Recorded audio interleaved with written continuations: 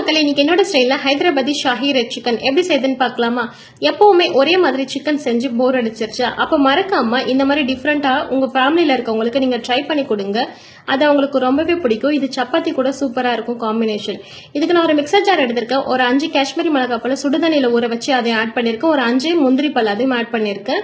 இப்போ ஒரு 4 table spoon அளவுக்கு கர்ட் அதையும் ஆட் பண்ணியிருக்கேன். 1 டேபிள் ஸ்பூன் அளவுக்கு ஜிஞ்சர் கார்லிக் பேஸ்ட் அதையும் ஆட் பண்ணியிருக்கேன். 1 டேபிள் ஸ்பூன் அளவுக்கு ஜீரா அதையுமே சேர்த்திருக்கேன். ஒரு 2 ஏலக்காய் போல அதையுமே சேர்த்துட்டு ஒரு 4 கிராம்பு அதையுமே ஆட் பண்ணிட்டு ஒரு 2 பே லீஃப் அதையுமே உடைச்சு போட்டு ஆட் பண்ணியிருக்கேன். ஒரு 3 பெரிய வெங்காயம் போல நீளவாக்கில் கட் பண்ணிட்டு அதை ஆயில நல்லா டீப் ஃப்ரை பண்ணிட்டு அதையும் ஆட் பண்ணியிருக்கேன். இதுல வந்து ஒரு தக்காளி வந்து வீடியோல ஸ்கிப் ஆயிடுச்சு. நீங்க ஒரு சின்ன தக்காளி போல ஆட் பண்ணிட்டு அதையுமே ஃபைன் பேஸ்டா அரைச்சு எடுத்து வச்சுக்கோங்க.